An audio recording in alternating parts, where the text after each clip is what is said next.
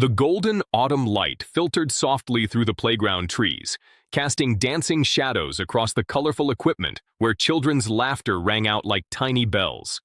A successful CEO in her cream blazer stood watching her 8-year-old daughter on the swing, the child's blonde hair catching the sun as she moved silently through the air. A tall, single father approached, his gentle voice greeting the quiet girl with a warm smile. The world seemed to pause as the child's lips parted, and for the first time in her life, she whispered, "Hello." Her mother froze completely, heart pounding, eyes widening in absolute disbelief. Victoria Sterling had built an empire from nothing. Her sharp mind and relentless drive, transforming a small startup into a multi-million-dollar tech company. At 34, she commanded boardrooms with the same precision she once used to code through sleepless nights. Her appearance reflected this success. Perfectly platinum blonde hair always pulled into an immaculate bun. Designer suits that whispered rather than shouted their price tags, and heels that clicked with authority on marble floors. Yet behind those calculating blue eyes lived a different story, one written in the language of a mother's desperate love for her silent child. Her daughter Emma was everything soft where Victoria was sharp. The girl possessed an ethereal quality, with hair like spun gold that fell in gentle waves past her shoulders, eyes the color of a summer sky, and skin that held the faintest blush of roses. She moved through the world like a ghost child, present but never quite touching it. Her silence, a wall that separated her from everyone except her mother. Teachers described her as brilliant but unreachable, a child who understood everything but gave nothing back in words. The man who had just changed their world stood 6'2", in tall. His broad shoulders filling out a simple gray hoodie that had seen better days. Marcus Thompson carried himself with the easy confidence of someone who had faced real danger and survived. His brown hair was cut short and practical, his jaw shadowed with stubble that suggested he prioritized his 6-year-old son's morning routine over his own grooming. His hands, large and calloused from years of physical work, moved with surprising gentleness when he spoke, painting pictures in the air that somehow made children trust him instantly.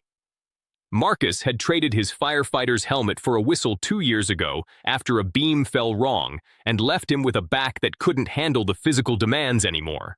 Now he ran community sports programs, teaching kids to find their voices through movement and play. His son Jake was his opposite in every way where Marcus was calm and measured. Jake bounced through life like a rubber ball, talking to everyone, befriending everything from dogs to doorposts.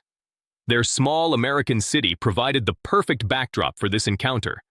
Neither too large to be impersonal, nor too small to be stifling. The Central Park, where they met, stretched for several blocks, its playground recently renovated with equipment in primary colors that seemed to glow in the afternoon light. Victoria's journey with Emma had begun 8 years ago in a delivery room where joy turned to concern when the baby didn't cry. The doctors assured her everything was fine physically, that some babies were simply quieter than others. But as months turned to years, and Emma never babbled, never called out mama, never even cried with sound, the truth became undeniable. Test after test revealed nothing wrong with her vocal cords. Her hearing was perfect, her intelligence above average. The diagnosis came like a punch to the gut. Selective mutism likely caused by psychological trauma during birth, though no one could explain exactly what or how. The parade of specialists began when Emma turned 3, speech therapists with their flashcards and exercises, child psychologists with their play therapy and art sessions, even alternative healers with their promises of breakthrough treatments. Victoria spent more on these appointments than most people spent on their mortgages. Flying in experts from across the country, trying experimental programs that cost thousands per session. Each failure carved another piece from her heart, watching Emma's eyes dim a little more as another adult gave up on reaching her. School brought fresh wounds. Victoria still remembered the parent-teacher conference where Mrs. Patterson, meaning well, suggested Emma might be better suited for a special needs program. The other children had tried at first, drawn to Emma's pretty face and gentle manner. But kids have little patience for someone who won't play their games properly. They weren't cruel exactly, just indifferent. which somehow hurt more. Emma ate lunch alone, played alone, existed in a bubble of silence that even the kindest teachers couldn't penetrate. Victoria's response was to build a fortress around her daughter. Private tutors replaced group classes when possible. Playdates were carefully orchestrated and usually abandoned when other mothers ran out of polite conversation about the shy little girl. Weekends meant just the two of them. Victoria reading aloud while Emma drew elaborate pictures. Their communication a complex system of gestures, expressions, and the occasional written note. It worked, but it wasn't living. Many nights, Victoria would stand in Emma's doorway, watching her daughter sleep, wondering what dreams played behind those closed eyelids. Did she speak in her dreams? Did she laugh with sound? The silence of the house pressed against Victoria like a weight, broken only by the tick of the grandfather clock in the hallway and the whisper of wind against windows. She would give anything, absolutely anything, to hear her daughter's voice just once. That particular Thursday afternoon had started like any other. Victoria had cleared her schedule after 3:30, as she always did on Thursdays, to take Emma to the park. It was their routine, sacred and unchangeable. Emma would swing while Victoria answered emails on her phone, occasionally looking up to wave or smile. The playground was usually busy enough that Emma could watch other children without the pressure of interaction. Marcus and Jake had arrived 10 minutes after them, the boy exploding onto the playground like a small tornado. Victoria noticed them immediately. It was hard not to notice Jake's enthusiastic greeting to every child in sight, including her silent Emma. "Hi, I'm Jake. Want to play astronauts? You can be the alien if you want, or the robot, or another astronaut." The boy's father followed at a measured pace. Clearly used to his son's exuberance, Victoria watched her daughter's reaction carefully. Usually, Emma would shrink back from such direct approach, her body language screaming discomfort. But something about Jake seemed different.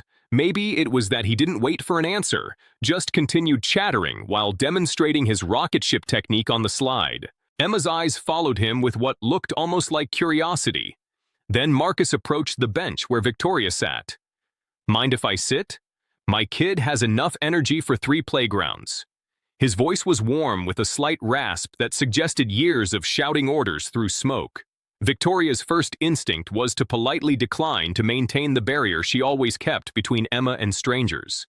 But something in his manner, the way he didn't stare at Emma or ask immediately why she wasn't playing with the others, made her nod instead.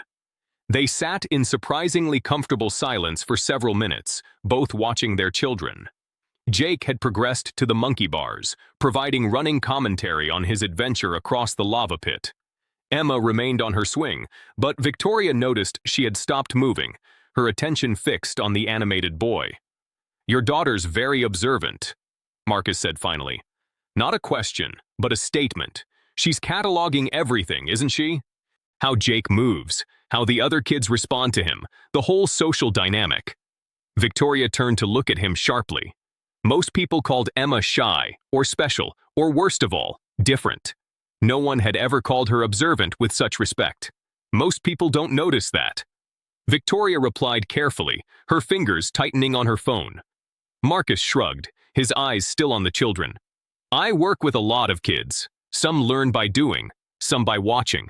The watchers often understand more than we give them credit for." He paused, then added, "Jake's teaching method might be unconventional, but he's actually pretty good at including everyone, even if they don't respond the traditional way." As if to prove his point, Jake had circled back to Emma's swing. "Hey, silent astronaut, watch this." He proceeded to demonstrate what he called a space jump from the swing, landing with exaggerated moonwalking steps. Emma's lips curved slightly, not quite a smile, but closer than Victoria had seen with any stranger. Jake seemed to take this as encouragement, continuing his space mission narrative, while occasionally glancing at Emma as if she were his co-pilot. The pattern continued for the next 3 days. Marcus and Jake would arrive shortly after Victoria and Emma, the boy immediately launching into whatever adventure occupied his imagination that day. Pirates on Tuesday, deep-sea explorers on Wednesday, dinosaur hunters on Thursday. Each time he included Emma in his narrative without demanding participation, assigning her roles that required no words. "You're the lookout," he'd announce, "or you guard the treasure while I fight the shark." Marcus, meanwhile, had taken to bringing 2 cups of coffee from the cafe across the street, wordlessly offering one to Victoria. They would sit in companionable semi-silence, occasionally commenting on the children's play or the weather, nothing deep or probing. Victoria found herself looking forward to these afternoons more than she cared to admit.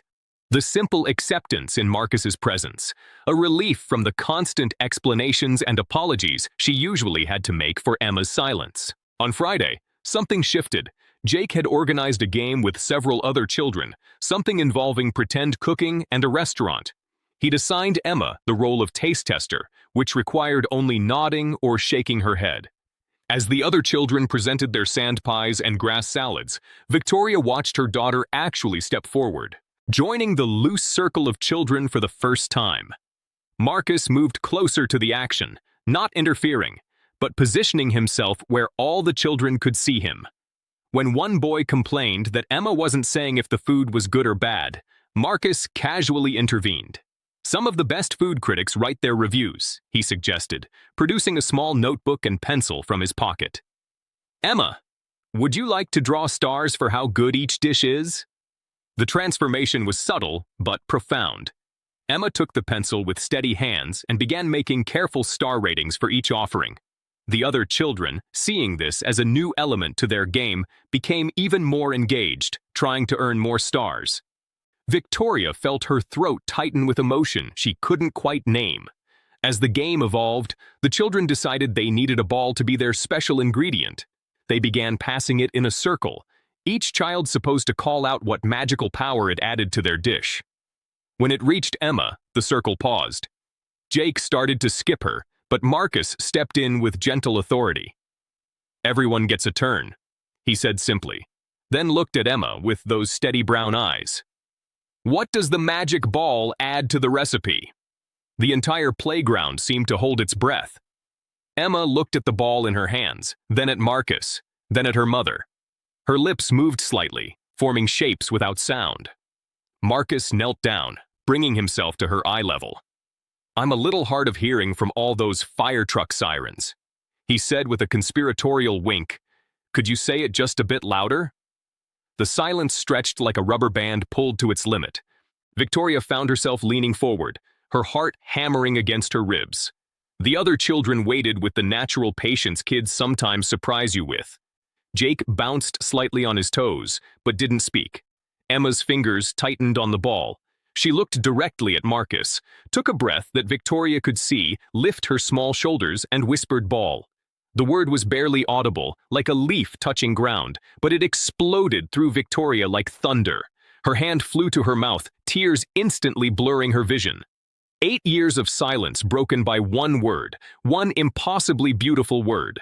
The children, not understanding the magnitude of the moment, simply continued their game. Jake cheerfully announcing that ball was the perfect magical ingredient.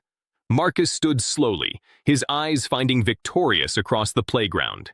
He gave the smallest nod, acknowledging what had just happened, while somehow managing not to make it feel like a spectacle. He turned back to the children, keeping the game moving, letting Emma process this moment without pressure.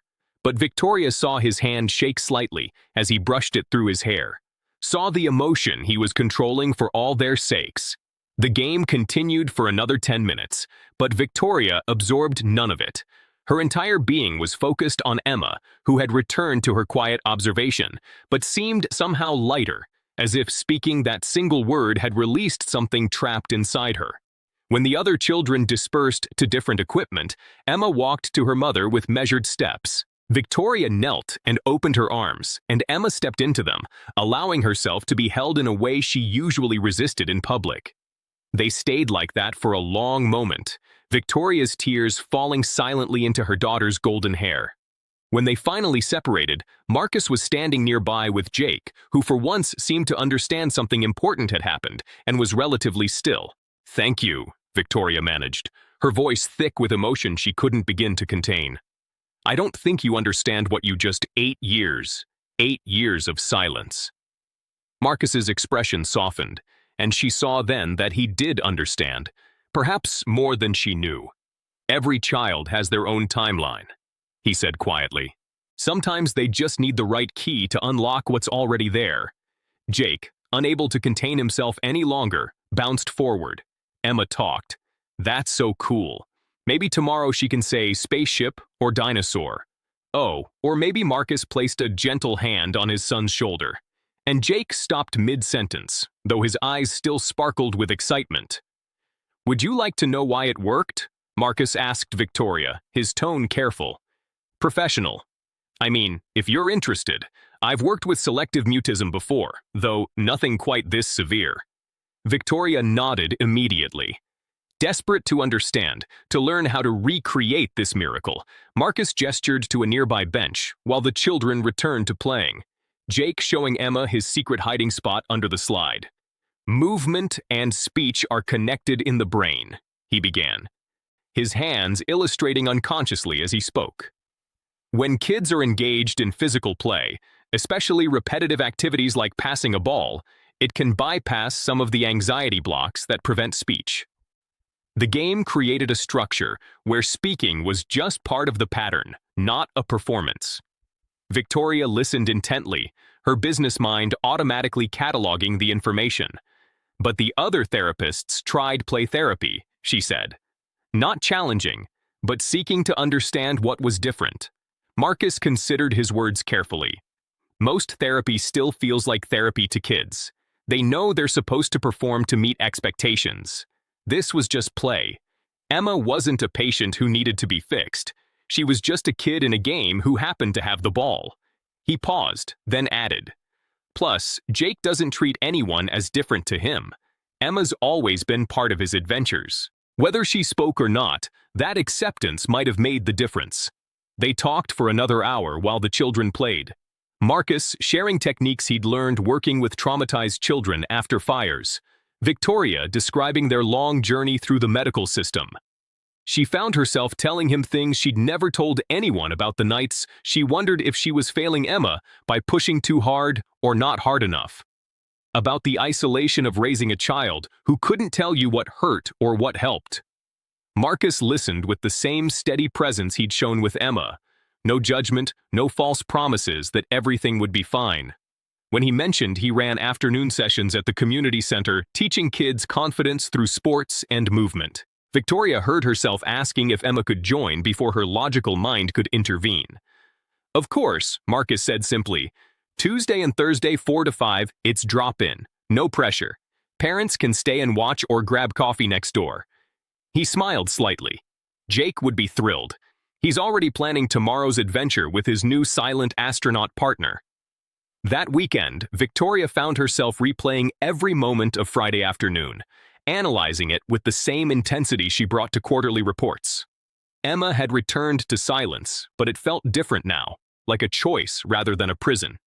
Twice, Victoria caught her daughter mouthing words in the mirror, her lips carefully forming shapes without sound. Monday felt endless. Victoria's concentration shattered by hope she was afraid to fully embrace. She left 2 meetings early, delegated more than usual, and found herself watching the clock like a teenager waiting for summer break.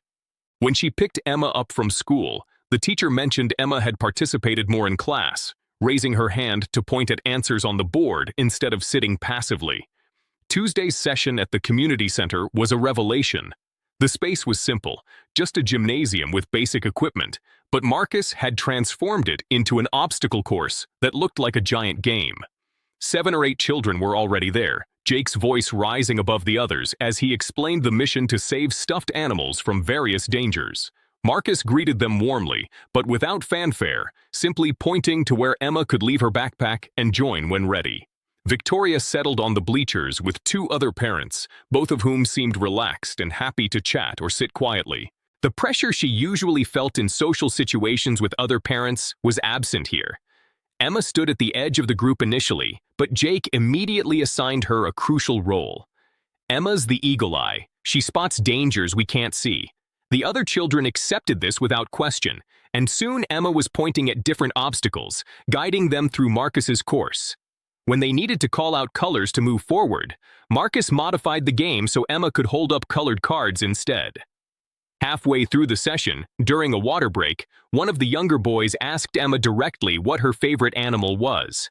The familiar panic flashed across Emma's face, but before Victoria could intervene, Marcus smoothly redirected. "How about we all draw our favorite animals and see if others can guess?" He produced paper and markers as if he'd planned this all along, which Victoria realized he probably had. The week continued with small victories. Thursday's session involved rhythm exercises where kids copied patterns by clapping or stomping. Emma participated fully, her body learning to communicate in new ways. Marcus never pushed for speech, but created countless opportunities where it could happen. Naturally, Jake remained her fierce champion, translating her gestures to others with surprising accuracy. Friday afternoon at the playground became a celebration of sorts. Jake had convinced several regular playground kids to play Emma's game, which involved elaborate pantomime and dramatic gestures. Watching her daughter actually laugh silently, but with her whole body at Jake's exaggerated death scene in their pretend battle, Victoria felt something in her chest finally unclench. After 8 years of constant tension, "She's finding her way," Marcus said, appearing beside her with the usual coffee. "Every session, she's a little braver. Yesterday, she actually touched my hand to get my attention instead of just waiting. That's huge." Victoria nodded, not trusting her voice. The gratitude she felt was too large for words, too complex for simple thanks. But success wasn't linear, as the next week proved painfully. Victoria's company was launching a major product, and despite her best intentions, she had to miss Tuesday's session for an emergency board meeting. She sent Emma with the nanny, promising to make Thursday without fail. But Thursday brought a system crash that threatened to derail everything. And again, Victoria had to send apologies through the nanny. Emma's regression was swift and heartbreaking. The light that had begun to shine in her eyes dimmed. She stopped participating in Marcus's sessions, returning to her role as silent observer. Jake tried everything to re-engage her, but Emma had retreated behind her walls, higher and thicker than before. Marcus's text on Friday was polite, but pointed. "Emma needs consistency. She needs to know you value her progress as much as your work." Victoria stared at the message, anger flaring initially at his presumption, then crumbling into shame because he was right. She'd done exactly what she swore she never would. Chosen work over her daughter's breakthrough moment. She arrived at the playground that afternoon to find Marcus and Jake already there, but the easy warmth was gone from Marcus's eyes. Jake ran to Emma as always, but even he seemed subdued. Victoria approached Marcus, prepared to apologize, but he spoke first. "I get it," he said, his voice carefully neutral. "You're a single parent running a company, but Emma doesn't understand quarterly reports or board meetings. She understands that the week she started trusting enough to try, you disappeared." The words hit like physical blows because they were true. Victoria had built her entire life around providing for Emma, but she'd missed the moment when Emma needed presence more than provision. "You're right," Victoria said simply, surprising him. "I failed her this week when she needed stability most. I chose wrong." She looked at Emma sitting alone on the swing, while Jake tried to interest her in his new game. "How do I fix this?" Marcus's expression softened slightly. "You show up every time, no matter what. And when you absolutely can't, you explain it to her yourself, not through someone else. She needs to know she's your priority, not in words, but in actions." He paused, then added, "There's a special session tomorrow, Saturday. Just Emma, Jake, and maybe 1 or 2 others. Can you both make it?" Victoria nodded immediately, already mentally canceling her Saturday conference call. "We'll be there." She hesitated, then asked, "Do you really think she'll speak again?" Marcus looked at Emma, then back at Victoria. "She spoke once. That means it's possible, but it has to be on her terms when she feels safe enough. Our job is to create that safety." Saturday's session was unlike anything Victoria had expected. Marcus had set up what looked like a storytelling circle with cushions and soft lighting that made the gymnasium feel intimate rather than institutional. Only Jake and one other child, a quiet girl named Amy, were there. Marcus explained they would be creating a story together, each person adding one part, using whatever communication felt comfortable. Jake began enthusiastically setting up an elaborate tale about underwater explorers. Amy added details about magical sea creatures. When it came to Emma's turn, Marcus offered her multiple options. She could draw, use gestures, or whisper to Jake, who could speak for her. Emma chose to draw, creating a detailed octopus that the others incorporated into the adventure. The story continued for an hour, weaving back and forth between the children. Victoria watched her daughter slowly relax, her drawings becoming more animated, her body language opening when Marcus suggested they act out parts of the story. Emma actually stood up, moving her arms like octopus tentacles, while Jake narrated dramatically. Then, during a particularly exciting part where they were escaping from a sea monster, Jake dropped the foam ball they were using as a pearl. It rolled to Emma's feet without hesitation. She picked it up and held it out to him. "Here," she said clearly, the word cutting through the space like sunlight through clouds. Jake froze for a second, then beamed. "Thanks, Emma." He continued the game as if nothing monumental had happened, but Victoria saw Marcus's eyes widen, saw Amy's delighted smile. Emma seemed surprised by her own voice, but not scared. She had chosen to speak, not been forced or tricked into it. The session ended with the children drawing pictures of their adventure. Emma drew herself as part of the group, not separate or watching, but participating. When it was time to leave, she walked to Marcus and tugged on his sleeve. He knelt down, and she whispered something Victoria couldn't hear. Marcus nodded seriously, then said, "I'll tell him you said goodbye. He'll be happy to hear it." In the car, Victoria asked carefully, "What did you tell Marcus?" Emma was quiet for so long, Victoria thought she wouldn't answer. Then, in a voice rusty from disuse but determined, she said, "Tell Jake, thank you." 3 words. 3 impossible, beautiful words. Victoria pulled into a parking lot and turned to look at her daughter fully. "Emma, I'm so proud of you, and I'm sorry I wasn't there this week when you needed me." Emma looked at her with those wise blue eyes, then reached out and patted her mother's hand, a gesture of forgiveness that made Victoria's eyes burn with tears. The next month brought steady progress. Emma began speaking in whispers to Jake regularly, sometimes to Marcus, occasionally to Amy.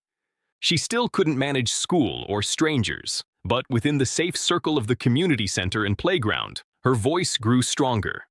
Victoria rearranged her entire schedule, making Tuesday and Thursday afternoons sacred, turning down meetings worth millions to sit on bleachers and watch her daughter bloom.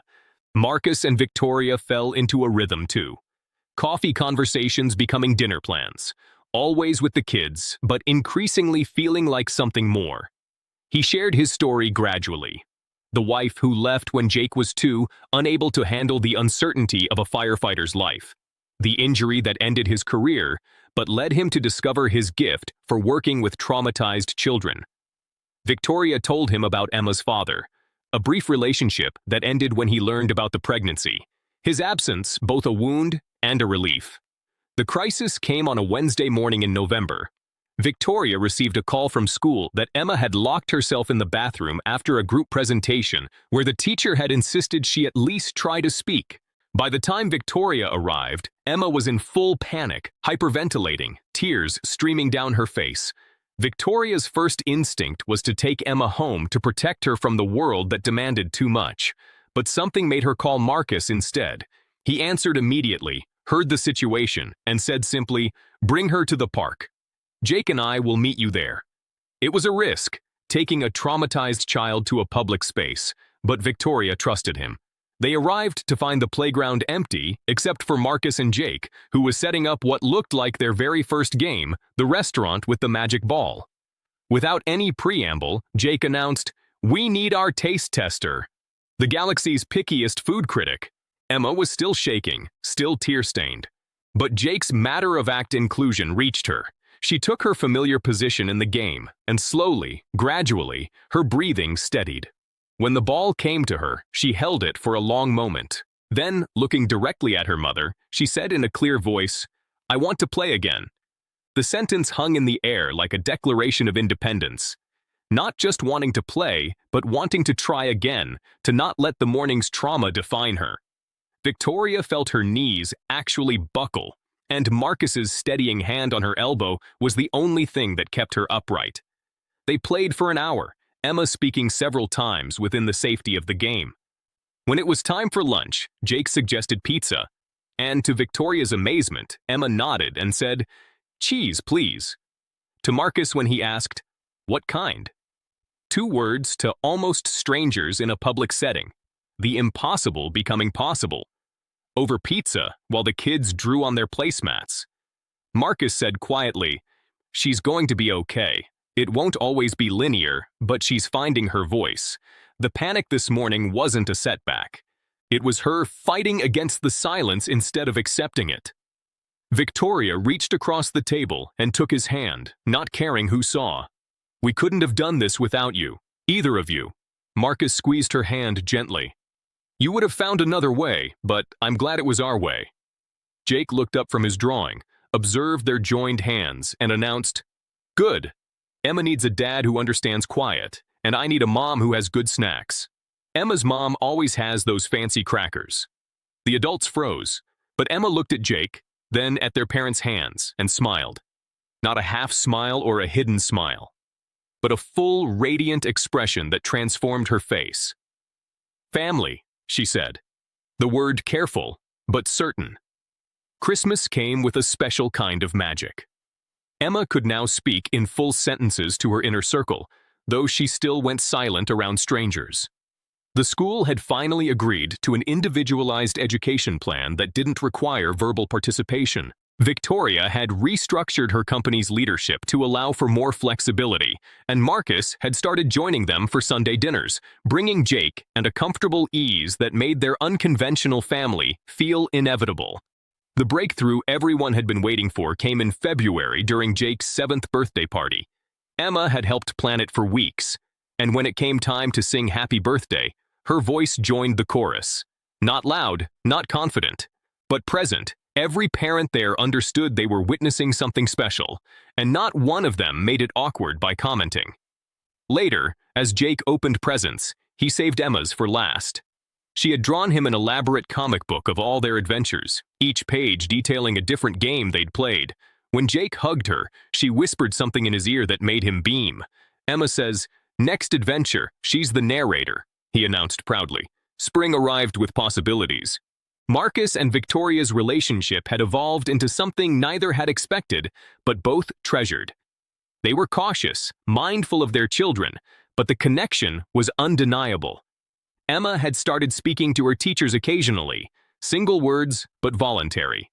Jake had become her fierce protector at school, matter-of-factly explaining to anyone who would listen that Emma talks when she's ready, and if you're nice, she might be ready sooner. The moment that changed everything came on an ordinary Thursday in May. They were at the playground, their usual spot. When Emma climbed to the top of the jungle gym, Victoria watched, always slightly anxious when Emma went high. Marcus stood nearby, ready but not hovering. Jake was digging in the sandbox, building what he claimed was a dinosaur hospital. Emma looked down at all of them, her family, and everything but Law, and called out in a voice clear as a bell, "Look at me, I'm flying." The words carried across the playground, causing other parents to look up. Victoria's hand flew to her heart. Marcus's face broke into the widest smile she'd ever seen. Jake abandoned his dinosaurs to cheer, but Emma wasn't done. As she climbed down, she went to Marcus, tugged on his shirt until he knelt, and said loud enough for everyone to hear, "Jake's dad. Will you be my dad too?" The playground seemed to stop breathing. Marcus looked at Victoria, who was crying too hard to speak, but nodding emphatically.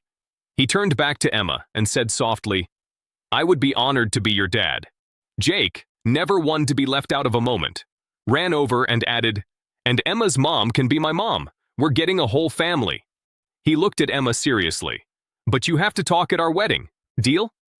Emma considered this, then nodded. Deal. 6 months later, on a perfect October afternoon, they stood in the same park where it all began.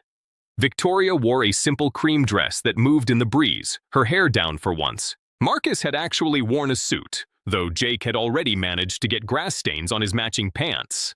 Emma stood between them in a yellow dress she'd chosen herself, holding the rings.